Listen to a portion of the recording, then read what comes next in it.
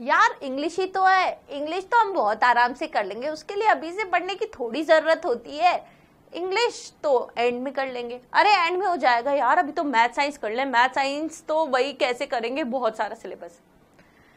ये बात बताओ आप लोगों के लिए बिल्कुल करेक्ट है या नहीं? ये मोस्टली बच्चों की मेंटेलिटी होती है, भाई यार इंग्लिश है, इंग्लिश तो आसान सब्जेक्ट होता है, ये तो एंड में कर लेंगे, उसके लिए अभी से टेंशन लेने की जरूरत नहीं है। जितनी टेंशन है वो तो हम मैथ्स और साइंस के लिए ही लेंगे। क्यों भाई? भाई जब पांचों सब्जेक्ट में अच्छा स्कोर करोगे तभी तो टॉप पर पहुंचोगे। अगर एक भी सब्जेक्ट आपने बिल्कुल ऐसे ही छोड़ दिया, बिल्कुल बाद के लिए रिलाई कर दिया, तो उस सब्जेक्ट में वो एक रिस्क हो सकती है। देखो बच्चों, रिस्क हो सकती है, हो सकता है कि आप लोग लास्ट मोमेंट पढ़ के भी अच्छे मार्क्स ले आओ, लेकिन हम वो रिस्क भी क्यों ले? हम तो अभी से बिल्कुल प्रॉपर स्ट्रैटेजी के साथ प्रिपेयर करेंगे इंग्लिश के लिए भी, ताकि भाई इंग्लिश में भी हम हमारे टर्म 1 में अच्छे मार्क्स लेकर आए।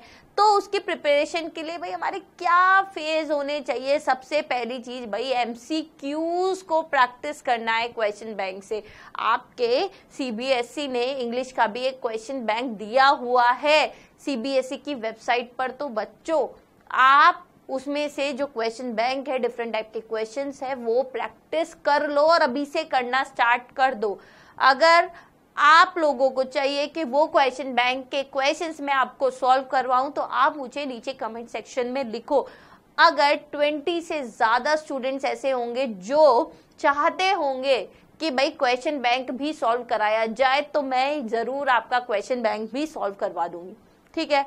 दूसरी चीज, follow the right book for CBSE class 10th English. ऐसा नहीं है दुनिया भर की बुक्स के पीछे भाग रहे हैं। प्रॉपर इंग्लिश की भाई आपके स्कूल की टीचर से कंसल्ट करो, प्रॉपर इंग्लिश की जो बुक है उसको उसमें से पढ़ो and stick to only 1 book. ऐसा नहीं है 10-15 बुक खरीद ली और उसमें ही लगे जा रहे हैं, नहीं, ठीक है।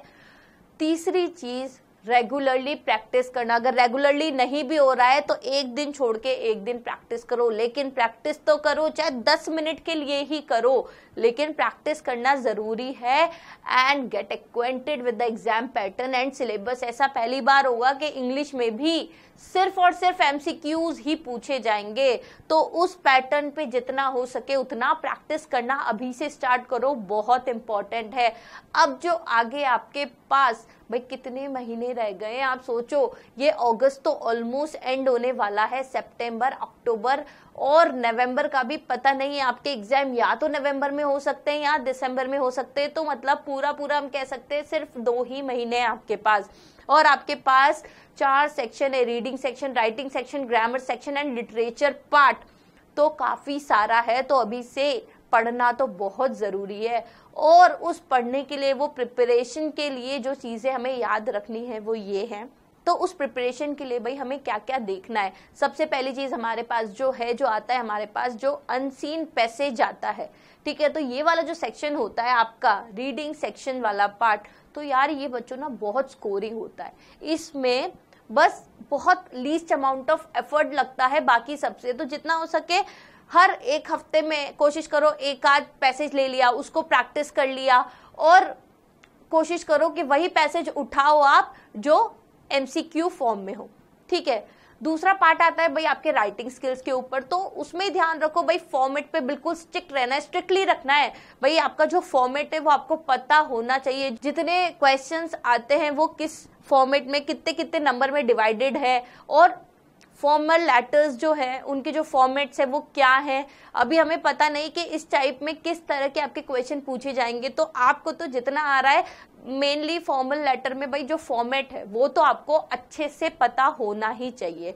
नेक्स्ट आता है आपका ग्रामर पार्ट, तो उसके लिए एक अच्छी ग्रामर की मैनुअल ले लो, वो आप फॉलो करो, और जितने भी फंडामेंटल रूल्स है उसकी तो एक छोटी डायरी बना लो, ठीक है बच्चों। भाई ये आगे भी आपके काम आएगी। भाई आपका जो फर्स्ट पार्ट है, भाई फर्स्ट चैप्टर कौन सा आपका टेंसेस, ठीक है, टेंसेस ले लो, टेंसेस के जितने भी रूल्स है, ठीक है, वो सारे प्रॉपरली एक नोटबुक में लिख लो, ठीक है।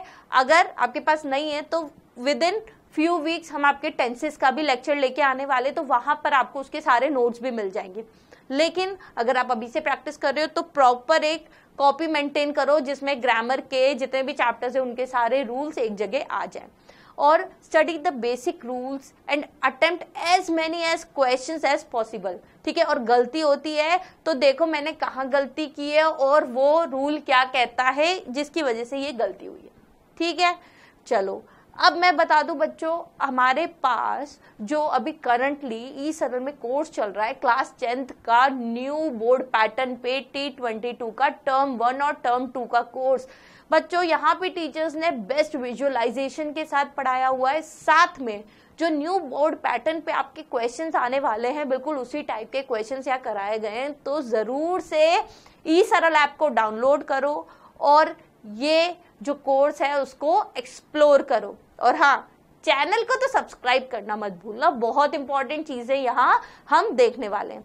ठीक है, और जो आपका लास्ट पार्ट आता है वो आता है बच्चों लिटरेचर पार्ट, जहां पर प्रोबेबली मतलब आपसे क्या पूछा जाता है जनरली, या तो एनालिटिकल क्वेश्चन पूछे जाएंगे या कंटेंट के क्वेश्चन पूछे जाएंगे। तो आपके पास अभी बहुत टाइम है कि आप अपने आप को फैमिलराइज कर लो कि भाई आपका जो भी मटेरियल है लिटरेचर पार्ट है उसमें किस किस टाइप के कॉम्प्लेक्सिटी के क्वेश्चन आने वाले हैं, और उसके लिए जितना हो सके क्वेश्चन बैंक से सॉल्व करो क्वेश्चंस को।